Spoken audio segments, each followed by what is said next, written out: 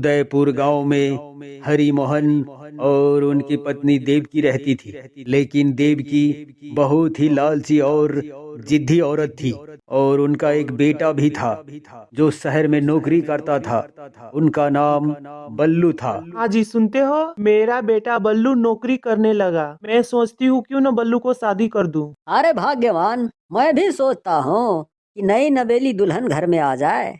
मुझे बहू से अच्छी दहेज चाहिए। कल सविता का बेटा शादी करके आया, इतना सारा दहेज दिया कि पूरे गांव में चर्चा है। अरे भाग्यवान, इतना लालची बनना ठीक नहीं है। मैं तो समझता हूँ कि दहेज लेना भीख मांगने की बराबर है। इंसान के पास जो है उसी में खुश रहना चाहिए। तुम चुप रहो जी। दहेज लेना देना पाप नहीं बल्कि दुनिया का दस्तूर है। अरे भाग्यवान, तुम 21वीं शताब्दी में 10 शताब्दी वाली बात क्यों करती हो? अरे पहले का जमाना था जो इंसान में शिक्षा और चेतना की कमी थी। अभी 21वीं शताब्दी में इंसान नए सोच और चेतना के साथ जी रहे हैं। 21वीं शताब्दी में लोग पैसे का जीता है क्या? चाहे शताब्दी कोई सी भी रहे, इंसान को पैसा चाहिए। अरे भाग्यवान, इंसान को जीने के लिए पैसा चाहिए, लेकिन जिंदगी में पैसा ही सब कुछ नहीं है। पैसों से वस्तुएं खरीदी जा सकती है पर जिंदगी नहीं, समझी ना? मैं सब कुछ समझती हूँ, लेकिन बल्लू के शादी में हमको दहेज चाहिए। तुम्हारी जो मर्जी वही करो। मैं जा रहा हूँ तीर्थ यात्रा के लिए, समझी ना? तुम अपना ख्याल रखना। इतना कहने के बाद वो तीर्थ यात्रा के लिए चला जाता है। अगले दिन देवकी सविता के घर जाती है शक्कर मांगने की बहाने। तभी अरे सविता, मैं तो तुमसे ही मिलने आ रही थी। क्यों, क्या काम है देव की बहन? थोड़ी सी शक्कर चाहिए। ठीक है, मैं बहू को बुलवा के मंगवा लेता हूँ। मैं सुना हूँ कि तुम्हारा बेटा के शादी में बहुत सारा दहेज दिया। मैं भी सोचती हूँ कि अपने बेटा बल्लू के शादी कर लूँ। तुम गलत सुनी है देवकी, लेकिन सारे गांव में मालूम है। देखो देवकी, लोग बोलता है तो बोलने दो, हमको कोई फर्क नहीं पड़ता है। देवकी शक्कर लेकर घर चली आती है। अरे बल्लू, तुम, ये लड़की कौन है? माँ, ये निशा है और हालात ऐसा हो चुका था कि हम दोनों को शादी करना पड़ा। हे भगवान, ये सब क्या देख रही हूँ मैं? तुमने क्या किया बल्लू? सारे गांव में नाक कटवा दिया शादी करके। अरे माँ, सारा बात यही पूछोगी कि घर में तो आने दो। ठीक है ठीक है। तभी निशा और बल्लू घर के अंदर प्रवेश करता है। ये क्या, बल्लू ने हमको बताया नहीं और शादी कर लिया? ये बेवकूफ लड़की से पता लगाना पड़ेगा। उधर निशा को लेकर बल्लू अपने कमरे में जाता है और कहता है, निशा, तुम चिंता मत करो, तुम्हें यहाँ किसी भी प्रकार की कोई दिक्कत नहीं होगा। मैं जानती हूँ कि आपका रहते हुए मुझे कोई प्रकार का दिक्कत नहीं होगी, लेकिन माँ जी मानेगी तब ना। निशा, तुम टेंशन मत लो, मैं माँ को किसी भी बहाने मना लूंगा। आखिर माँ तो माँ होती है। ठीक है जी, जल्दी आइएगा और बताइएगा कि माँ जी ने क्या कहा। हमको बहुत डर लग रही है। कोई डरने वाली बात नहीं है, मैं अभी गया और अभी आया। वहां से बल्लू माँ के पास जाने लगता है। माँ, मुझे माफ कर दो, मैं पिताजी और आपको बताए बगैर शादी कर लिया, मुझे माफ कर दो माँ। ये लड़की कौन है? इसका जात गोत्र क्या है और कैसी खानदान का है? इनका पास धन दौलत है कि नहीं है, तुमको पता है? मैं ये सब नहीं जानता हूँ माँ। फिर तो लगता है ये लड़की जादू टोना करके तुमसे शादी कर लिया। ऐसी बात नहीं है माँ, हम दोनों एक दूसरे को स्कूल टाइम से ही जानते हैं। हम दोनों सोचा था कि अपने माता पिता को बताकर धूमधाम से शादी करेंगे, लेकिन अचानक बस दुर्घटना में निशा की माता पिता का निधन हो गया। अब वो अकेली हो गई है माँ। अब उसका इस दुनिया में कोई नहीं रहा माँ मेरे सिवा। बिना शादी को अगर घर में लाता तो गांव का लोग हमें गलत कहता, इसीलिए शादी करके ही घर में लाया हूँ माँ। अच्छा, तो ये बात है। हाँ माँ, इसीलिए शादी करना पड़ा। आप अभी तक नाराज है माँ?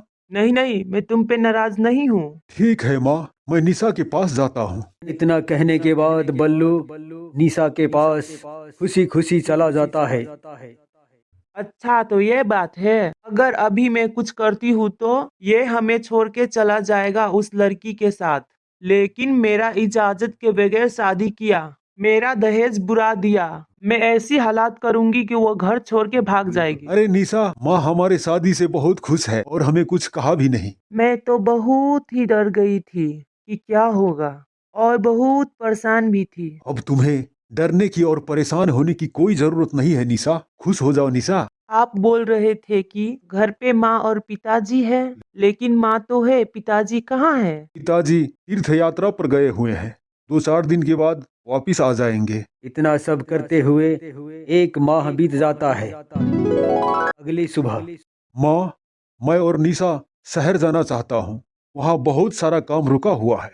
देखो बल्लू, तुम शहर जाना चाहते हो तो जाओ, लेकिन बहू को 1 महीना रहने दो। गांव का तौर तरीका सीख लेगी और तुम्हारा पिताजी भी तीर्थ करके आ जाएगा। तुम ठीक कहती हो माँ, मैं निशा को 1 महीने बाद ही लेके जाऊंगा। अभी चलता हूँ माँ। इतना कहने के बाद बल्लू निशा के पास चला जाता है। देखो निशा, मैं जा रहा हूँ, तुम माँ का ही साथ रहना और माँ कुछ भी बोले उनकी बातों का कोई जवाब मत देना। ठीक है जी, अगले महीने आकर अपने साथ ले जाओगे ना?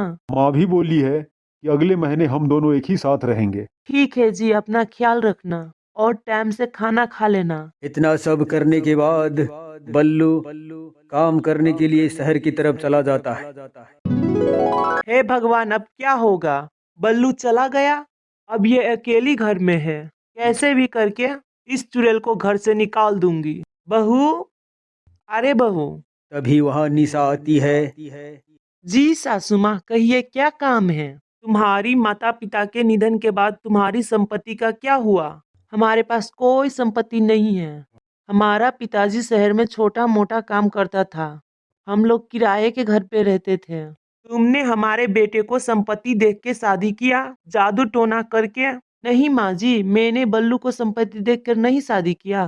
तुम इतनी गरीब हो और तुमको इतनी घमंड है, बेहतर होगा कि तुम ये घर छोड़ के चली जाओ। मैं बल्लू के साथ शादी किया है जिंदगी बिताने के लिए, उसे छोड़ने के लिए नहीं। इतना कहकर निशा चली जाती है।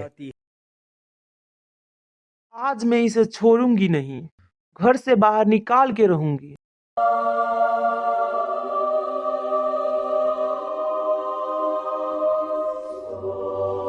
ये लड़की, तुम जल्दी घर से बाहर निकलो, नहीं तो पता नहीं मैं क्या कर बैठूं। मैं इस घर से क्यों निकलूं? जितना अधिकार आपका है उतना ही अधिकार मेरा है। ठीक है, तुम 10 लाख दो दहेज के तौर पे। माँ जी, मैं गरीब हूँ, कहाँ से ला के दूं 10 लाख? तुम जवान चलाती है, रुक मैं अभी तुमको दिखाती हूँ। रुक जाओ माँ। बल्लू तू? हाँ माँ, कुछ जरूरी पेपर मैं घर पर ही भूल गया था, इसीलिए मुझे अचानक आना पड़ा। और जब मैं घर वापस आया तो देखा आप दोनों को लड़ते हुए, और मैं उस घर के कोने पर खड़ा होकर सारी बातें सुन लिया हूँ माँ। अरे बेटा, मैं सोच भी नहीं सकता माँ कि तुम अपनी बहू को इतना परेशान कर सकती हो। ये मेरे लिए शर्म की बात है कहना कि तू मेरी माँ है। चलो निशा, मैं यहाँ एक पल भी नहीं रुकना चाहता। शर्म की मारे देवकी कुछ नहीं बोली। निशा और बल्लू शहर की तरफ रवाना हो जाता है। अगले दिन अरे भाग्यमान, यहाँ क्या सोच रही हो? सारी गलती तुम्हारी है। मैं बल्लू का पास गया था, सारा कहानी सुनाया मुझे उसने। मैं अपने किए पर बहुत ही शर्मिंदा हूँ।